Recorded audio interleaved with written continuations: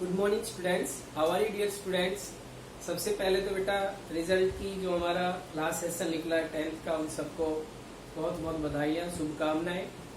तो बेटा आज जो हम टॉपिक स्टार्ट करने वाले हैं वो है मैन्युफैक्चरिंग इंडस्ट्रीज। ओके, जैसे कि हमने इकोनॉमिक्स के अंदर चैप्टर रीड किया था सेक्टर्स ऑफ इंडियन इकोनॉमी, उसमें से हमने बेटा एक टॉपिक ऑलरेडी डन कर चुके हैं, वो था प्राइमरी सेक्टर यानी कि एग्रीकल्चर। अगला जो आने वाला है जिसको हम कहते हैं सेकेंडरी यानी मैन्युफैक्चरिंग सेक्टर।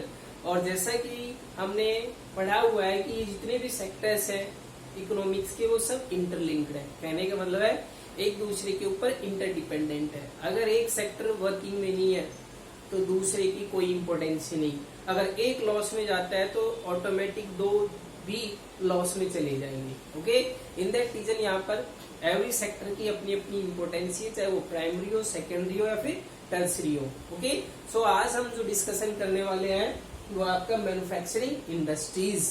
ओके, सो मैन्युफैक्चरिंग इंडस्ट्रीज से बेटा सिंपल सी बात है, जो भी हम रॉ मटेरियल को फाइनल गुड्स में या इंटरमीडिएट गुड्स में कन्वर्ट करते हैं वही किस में आता है, मैन्युफैक्चरिंग इंडस्ट्रीज में आता है। चाहे फिर वो हम व्हीट से बिस्किट बना रहे हो, शुगर केन से शुगर कन्वर्ट कर रहे हो, ओके, या फिर जो आपके मिनरल्स होते हैं, आयरन ओर है, आयरन ओर से हम आयरन बना रहे हैं, स्टील मेकिंग कर रहे हैं, वो सब किस में आता है, मैन्युफैक्चरिंग इंडस्ट्रीज में ही आता है। चाहे फिर आपकी वो टेक्सटाइल इंडस्ट्रीज हो या फिर आपका ऑटोमोबाइल इंडस्ट्रीज हो, एवरीवन किस में इंक्लूड है, मैन्युफैक्चरिंग इंडस्ट्रीज के अंदर ही है। ओके बेटा, सो स्टार्ट करें।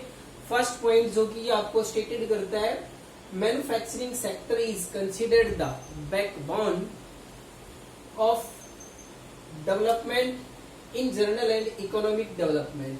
सिंपल सी बात है बेटा, जो कंट्री की डेवलपमेंट होती है मेनली किसके ऊपर डिपेंड है, मैन्युफैक्चरिंग के ऊपर डिपेंड है। इस कारण से हम इकोनॉमी की बैकबोन किसको कहते हैं, मैन्युफैक्चरिंग को ही कहते हैं। क्यों कहते हैं, मान लीजिए प्राइमरी सेक्टर के अंदर रॉ मटेरियल प्रोड्यूस होता है और रॉ मटेरियल को बनाने के लिए हमारे पास इंडस्ट्रीज या मैन्युफैक्चरिंग यूनिट्स नहीं है तो उनकी कोई इंपोर्टेंस ही नहीं। उसी तरह से यदि मैन्युफैक्चरिंग सेक्टर नहीं है तो उसको डेवलप करने के लिए हमें टर्सरी सेक्टर की भी रिक्वायरमेंट नहीं होगी। इन दैट रीजन हम इकोनॉमी की बैकबोन किसको कह रहे हैं, मैन्युफैक्चरिंग सेक्टर को कह रहे हैं, मैन्युफैक्चरिंग इंडस्ट्रीज को कह रहे हैं।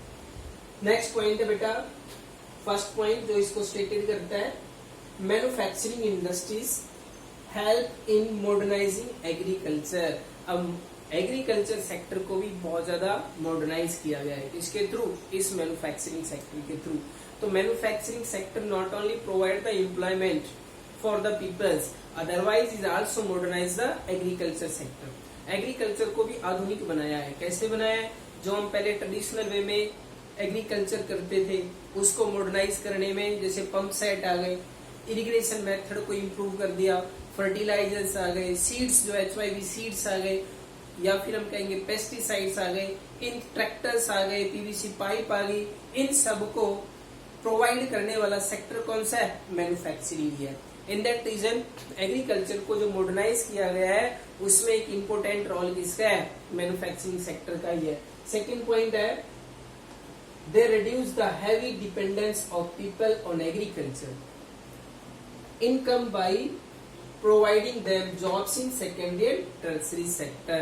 इसके अलावा बेटा सेकेंडरी जो सेक्टर है, दैट मीन्स मैन्युफैक्चरिंग जो सेक्टर है, वो एग्रीकल्चर के ऊपर जो लोगों का बर्डन है, कहने का मतलब है जो प्रेशर है जॉब का, उसको भी रिड्यूस करती है और रिड्यूस करके वहां से कन्वर्ट करके कहाँ पे लाती है, सेकेंडरी और टर्सरी सेक्टर के अंदर लेके आती है। कहने का मतलब है जो जॉब का बर्डन प्राइमरी के ऊपर है उसको कम किया और कहां पे कन्वर्ट कर दिया, सेकेंडरी और टर्सरी के ऊपर। Next point, help in bringing down regional disparities. इसके अलावा बेटा जो मैन्युफैक्चरिंग इंडस्ट्रीज होती है वो रीजनल डिस्पैरिटीज को भी खत्म करती है। कैसे करती है, सपोज करो कोई स्टेट बहुत ही पुअर है, अगर हम उस स्टेट के अंदर इंडस्ट्रीज का सेटअप कर दे तो सिंपल सी बात है वहां के लोगों को क्या मिलेगा, एम्प्लॉयमेंट मिलेगा। इसके साथ साथ उस स्टेट का, उस कंट्री का डेवलपमेंट भी होगा। इन दैट रीजन हम कह सकते हैं कि यदि किसी पार्ट के अंदर जो पहले से डेवलप्ड है, यदि वो हेल्प करके एक पुअर स्टेट्स के अंदर, पुअर कंट्री के अंदर इंडस्ट्रीज का सेटअप करे तो रीजनल डिस्पैरिटीज को क्या करता है, ओवर कर देता है, और साथ में कंट्री और पीपल्स का डेवलपमेंट होता है, इनकम सोर्सेज जनरेट होते हैं। नेक्स्ट पॉइंट है industries in tribal and backward areas. यदि स्पेशली हम कहाँ पे सेटअप करें, बैकवर्ड एरियाज में और ट्राइबल एरियाज में, क्योंकि ऐसा करने से वहां के लोगों को एम्प्लॉयमेंट मिलेगा। बैकवर्ड जो है वो डेवलप्ड होगा, अगर वो डेवलप्ड होता है तो उसका जो कह सकते हैं इफेक्ट जो है टोटल कंट्री की डेवलपमेंट पे भी पड़ेगा। नेक्स्ट पॉइंट है export of manufactured goods, expand trade and commerce. इसके अलावा बेटा इंडस्ट्रीज ने ही एक्सपोर्ट को बढ़ाया है। यदि हम प्रोडक्ट को, सिंपल सी बात है, प्रोड्यूस ही ना करें तो हम एक्सपोर्ट कहाँ से करेंगे। इन दैट रीजन इंडस्ट्रीज का सेटअप होने से हमने अपनी आवश्यकता से अधिक यूनिट्स को प्रोड्यूस किया है, प्रोडक्शन दिया है। इन दैट रीजन हमने सरप्लस प्रोडक्ट को क्या किया है, एक्सपोर्ट किया डिफरेंट कंट्रीज से, जिससे वहां पर हमारी इनकम जनरेट हुई है, ट्रेड एंड कॉमर्स बढ़ाया है, हमने व्यापार को बढ़ाया है, फॉरेन ट्रेड को बढ़ाया है, ओके, जिससे हमारी फॉरेन करेंसी एक्सचेंज हुई है। नेक्स्ट पॉइंट है India should convert its raw material into wide varieties of furnished products और goods in order to prosper. इसके अलावा बेटा इंडिया जो है वो उसमें काफी सारी यूनिट सेटअप है, इंडस्ट्री सेटअप है, जिस कारण से जो प्रॉस्पर कंट्री है वो भारत में ऑर्डर करके वैरायटी ऑफ गुड्स का ऑर्डर देती है, और भारत उन गुड्स को प्रोड्यूस करती है और उनको सप्लाई करती है, जिससे कि हम भी प्रॉस्पर होते हैं, हमारे लोगों को रोजगार मिलता है, करेंसी का एक्सचेंज होता है और कंट्री का डेवलपमेंट होता है। और ये सब किसकी वजह से हो रहा है, मैन्युफैक्चरिंग सेक्टर की वजह से। ओके, क्लियर है। नेक्स्ट पॉइंट है ये तो बेटा इस फर्स्ट पॉइंट के थे। Now the second point, agriculture and industries go hand in hand. जैसे हमने बताया ऑल सेक्टर्स आर इंटरडिपेंडेंट या इंटरलिंकिंग, सारे सेक्टर्स एक दूसरे के साथ भी इंटरडिपेंडेंट है। इन दैट रीजन हम कह सकते हैं प्राइमरी सेक्टर और टर्सरी सेक्टर एक साथ चलते हैं, गो हैंड इन हैंड, एक दूसरे को साथ लेके चलते। यदि एग्रीकल्चर डेवलप्ड है तो सेकेंडरी भी डेवलप्ड होगा, अगर सेकेंडरी को रिक्वायरमेंट है तो सिंपल सी बात है एग्रीकल्चर भी डेवलप होता हुआ चला जाएगा। इन दैट रीजन दोनों सेक्टर एक साथ चलते हैं, गो हैंड हैंड चलते हैं। For example in agro industries agriculture helps industries by providing raw material. For example के तौर पर जो एग्रो बेस्ड इंडस्ट्रीज है उनके लिए रॉ मटेरियल प्रोवाइड कौन कर रहा है, एग्रीकल्चर कर रहा है, प्राइमरी कर रहा है। और यहाँ पर सेकेंडरी सेक्टर क्या दे रहा है उनको, मैन्युफैक्चरिंग सेक्टर, पीवीसी पाइप है, या फिर हम कह सकते हैं मॉडर्न जो इरिगेशन मेथड, फवारा सिस्टम है, ड्रिप मेथड है, या पेस्टिसाइड्स है, फर्टिलाइजर्स हैं, या फिर हम कहेंगे पंप सेट है, ट्रैक्टर्स हैं। ये सब किसके थ्रू मिल रहे हैं, मैन्युफैक्चरिंग सेक्टर के थ्रू।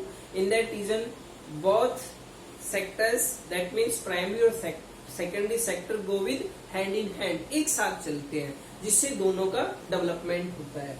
नेक्स्ट पॉइंट है बेटा and industries provide product such as irrigation pumps, fertilizers, pesticides etcetera, जो हमने अभी आपको बताया। और लास्ट पॉइंट है इसका, we can compete with international market.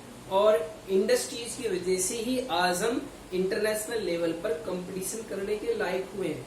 यदि हमारे यहाँ पर इंडस्ट्रीज का सेटअप नहीं होता तो हम दूसरे देशों से सिर्फ खरीदते, हम इंपोर्ट कराते। लेकिन इंडस्ट्रीज का सेटअप होने से जहां हमने अपनी आवश्यकताओं की पूर्ति की है, अपनी नीड्स को हमने सेटिस्फाई किया है, उसके अलावा हमने अब उन्हीं प्रोडक्ट को जो हमारे पास सरप्लस प्रोड्यूस हुए हैं उनको हमने एक्सपोर्ट भी करना शुरू कर दिया। ठीक है, और ये सब किसकी वजह से हुआ है, मैन्युफैक्चरिंग इंडस्ट्रीज की वजह से। लास्ट बेटा, if our manufactured products are at par in quality with international product. और ये सब कब पॉसिबल हो सकता है, जब हम इंटरनेशनल प्रोडक्ट के साथ में मैच कर सके। कहने का मतलब है हमारा प्रोडक्ट उनके प्रोडक्ट से ज्यादा बेटर हो, इसके अलावा प्राइस भी कम हो, तभी हम इंटरनेशनल में कंपटीशन कर पा सकते हैं, अदरवाइज ये पॉसिबल नहीं है।